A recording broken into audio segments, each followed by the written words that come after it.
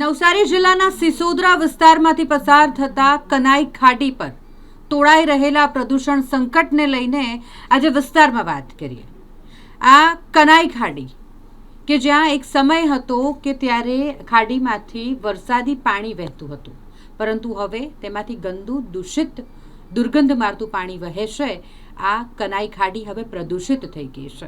તેની પાછળનું કારણ આસપાસ વધી રહેલો રહેણાંક વિસ્તાર, આસપાસ વધી રહેલી હોસ્પિટલો, આસપાસ જે ફેક્ટરીઓ છે અને જે દુકાનો આવેલી છે તેને ગણી શકાય. કારણ કે જેમ જેમ આસપાસના વિસ્તારનો વિકાસ થઈ રહ્યો છે, રહેણાંક વિસ્તાર વધી રહ્યો છે, હોસ્પિટલો, ફેક્ટરીઓ અને દુકાનો વધતું જઈ રહ્યું છે, તેમ તેમ કનાઈ ખાડીમાં પ્રદૂષણ પણ વધી રહ્યું છે. પ્રદૂષિત પાણી હવે આ ખાડીમાં વહેતું દેખાય છે. આ પ્રદૂષણનું સંકટ જે છે તેના પર આ વિશેષ અહેવાલ સ્પાર્ક ટુડે ન્યૂઝનો નિહાળો.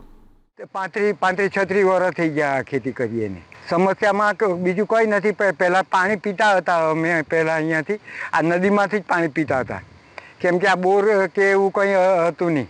એટલે તે હિસાબે અમે સાહેબ આ પાણી પીતા હતા ને અહીંયા મજૂરને એવું પાણી પાતા હતા ને ઘાસ કાપતા હતા. હવે વેચાણ લઈ લીધું, 30 વર્ષ થઈ ગયા, 22 વર્ષ થઈ ગયા વેચાણ રાખ્યું ને. હવે એ બહારના સફરી, અમેરિકાના સફરી, એટલે એ લોકો તો વેચીને જતા રહ્યા. આ બે ડેમ આવે, ઓવરબ્રિજ આવેલા હતા પથ્થરના, તો તેઓ સાફ કર્યા લોકો ને. રેતી ખનનવાળાએ રેતી ખનન કર્યું. ડોડા કાપવા ગયા તો ડોડા તો તે તરત જ નવા લાવીને સુધરાઈના હાથમાં રાજ. એટલે શું કરીએ સાહેબ? પાણીના લીધે બીજી કોઈ તકલીફ નથી, પણ હવે આ એસિડવાળું પાણી આવવા માંડ્યું ને તે દારનું એ કોયલી ખાડીમાંથી પાણી લેતા આવતા તેઓ પાણી બંધ કરી દીધું, બંધ કરી દેવું.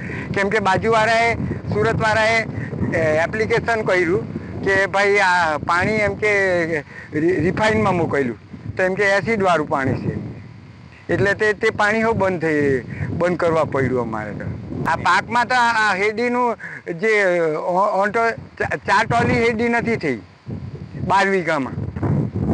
તમે વિચાર કરો સાહેબ. હવે એમાં ખેતીનું કાઢવાનું કે પછી મજૂરી કાઢવાની કે બિયારણનું કાઢવાનું? નવસારી શહેરમાંથી જે ખાડી પસાર થાય છે, આ ખાડી ખરેખર તો વરસાદી પાણીના નિકાલ માટેની એક વ્યવસ્થા હતી. અમે નાના હતા, મને યાદ છે કે બાળકો એના અંદર નાહવા પણ પડતા, એટલું શુદ્ધ પાણી હતું. આજે ઉદ્યોગોનું કેમિકલયુક્ત પાણી, જેની જે દુર્ગંધ આવી રહી છે, અને લગભગ અડધું નવસારી એનાથી પ્રભાવિત છે. અને એના કારણે એ કેમિકલયુક્ત પાણી જે પસાર થાય છે એ અડધા નવસારીને પાણીનું પ્રદૂષણ તો કરે જ છે, સાથે સાથે જમીનનું પ્રદૂષણ પણ કરી રહી છે. સિસોદરાની એ તરફના તો ખેતરોમાં પણ એની અસર થઈ રહી છે, અને એના કારણે કેન્સરના રોગોનું પ્રમાણ પણ વધી રહ્યું છે. એટલે મારે એવું માનવું છે કે આ ખાડીના અંદર પહેલાં કેમિકલયુક્ત પાણી બંધ થવું જોઈએ, જેથી આ દુર્ગંધનો પ્રશ્ન છે તે પણ આજે અત્યારે ઉનાળાના સમયમાં તમે એ ખાડીની આસપાસથી પસાર થાઓ તો તમારું માથું ફાટી જાય એટલી દુર્ગંધ હોય છે. અને શહેર મહાનગરપાલિકા બની છે અને રળિયામણું થઈ રહ્યું છે. નવસારી શહેર રળિયામણું હતું, એટલે આ ખાડીની લાંબા ગાળાનું પ્લાનિંગ જરૂરી છે. અને જે પ્રાંત ઓફિસ છે, કલેક્ટર ઓફિસ છે, એની આસપાસની જગ્યા છે, એનું બ્યુટિફિકેશન કરીને આ ખાડીને એવી રીતે શહેરના અંદરથી પસાર કરવી જોઈએ, એને બોક્સથી બંધ કરીને કે એ રીતે કે જેથી લોકોને ઓછામાં ઓછી અસર થાય અને વરસાદી જે રેલ આવે છે તેનું પણ નિરાકરણ થાય. તો કદાચ શહેર રળિયામણું પણ લાગશે, સ્વચ્છ પણ લાગશે, સુંદર પણ લાગશે અને પર્યાવરણ પણ જળવાશે. આ ખાડીના કારણે ખાડીની આસપાસ નહીં પણ સમગ્ર નવસારીમાં મચ્છરનો જે ઉપદ્રવ છે, એક સાથે હજારોની સંખ્યામાં મચ્છરો, તમે લોન્સી કોઈના અટલ બિહારી વાજપેયી ગાર્ડનમાં બેઠા હો કે કાલિયાવાડી બ્રિજ પાસેથી પસાર થતા હો, તમે જે મચ્છરનો જે ઉપદ્રવ છે ને તેના કારણે નવસારી શહેરની કોઈ પણ નાની ડિસ્પેન્સરીમાં પણ જુઓ તો લોકોની, દર્દીઓની લાઈન લાગેલી હોય અને પૂછવામાં આવે તો ખાસ કરીને મલેરિયા, જે મચ્છરજન્ય રોગો છે તે જોવા મળે છે. નાના બાળકોને તો એટલી બધી મુશ્કેલી આના કારણે થાય. અત્યારે વેકેશનમાં બાળકો રમશે અને આ મચ્છરના ઉપદ્રવના કારણે જે મુશ્કેલીઓ આરોગ્યને આવવાની છે તે માટે પણ નગરપાલિકાએ ચેતી જવાની જરૂર છે. એક પર્યાવરણ પ્રેમી તરીકે અને માનવજાતના રક્ષણના પ્રેમી તરીકે હું તો એમ જ કહીશ કે આપણું વાતાવરણ સુધરે, આપણું હવા સુધરે, આપણું પાણી સુધરે, આપણી જમીન સુધરે, એ રીતે આપણે બધાએ, માત્ર નગરપાલિકાએ નહીં પણ આપણે બધાએ સાથે મળીને કામ કરવાની જરૂર છે. પણ આમાં પહેલ નગરપાલિકાએ કરવી પડશે, આમાં પહેલ સરકારે કરવી પડશે, ખાસ કરીને કેમિકલયુક્ત પ્રાણીને અટકાવવા માટે. અને આ ખાડીના કારણે જેની જે ગંદકી છે, એની જે સાફ સફાઈ નથી થતી, એના કારણે જે ગંદકી છે એના કારણે આ જીવજંતુઓ અને ખાસ કરીને મચ્છરનો ઉપદ્રવ છે એનો પણ અંત લાવવા પડશે. માત્ર પેલું ધુમ્રેસરની પેલો ધુમાડો છાંટીને કે પેલી DDTના છંટકાવ કરીને કોઈ રાજકીય નેતા આવે એનાથી સ્વચ્છતા આવવાની નથી. નવસારી જિલ્લામાંથી કનાઈ ખાડી પસાર થાય છે, જે બોર્ડિંગથી લઈને સિસોદરા પર મળે છે. વર્ષો પહેલાં આ કનાઈ ખાડીના જે પટ પર, ખાડીના પટ પર છે, ત્યાં હળપતિ સમાજના નાના નાના ટાપુઓ હતા. હવે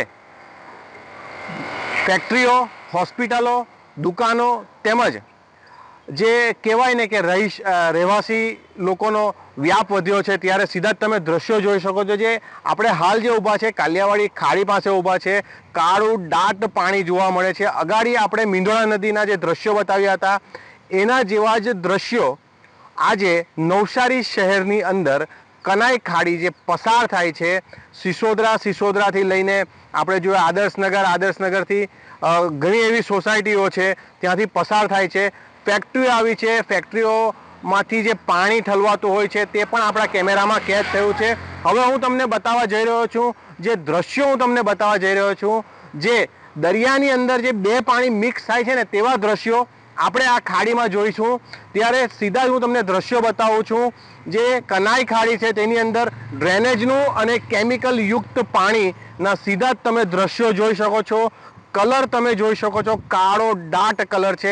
ત્યારે ગુજરાત પોલ્યુશન બોર્ડને આપણે પૂછ્યું હતું કે આના પર કઈ રીતના એક્શન લેશો, કે ઇન્ટરવ્યૂ આપશો કે નહીં આપશો, તો અધિકારીઓએ ના પાડી હતી. અમે આગળ કાર્યવાહી કરીશું તેવું જણાવ્યું હતું. પરંતુ પ્રશ્ન એ ઊભો થાય છે કે આ કનાઈ ખાડીને લાગીને લગભગ 50,000થી વધુ લોકો આ કનાઈ ખાડીને ટચ થઈને રહે છે. ત્યારે આ ખાડીની અંદર જે કેમિકલયુક્ત પાણી અને દુર્ગંધયુક્ત પાણીથી લોકો ત્રાહિમામ પુકારી ચૂક્યા છે. ત્યારે હવે જોવાનું એ રહ્યું કે નવસારી મહાનગરપાલિકા બન્યું છે અને GPCB દ્વારા કયા પ્રકારનું કામ કરવામાં આવશે તે તો એક આવનારો સમય જ બતાવશે. પરંતુ આ દૂષિત ગંદા પાણીથી લગભગ 50,000થી વધુ રહીશો ત્રાહિમામ પુકારી ચૂક્યા છે. અને હવે એક જ માંગ છે કે આ ખાડીને જે શુદ્ધ કરવામાં આવે, ક્યાં તો પછી આના ઉપર બોક્સ ગટર બનાવવામાં આવે તેવી એના રહીશો માંગ કરી રહ્યા છે. Minesh Tailor, spark to news, Navsari.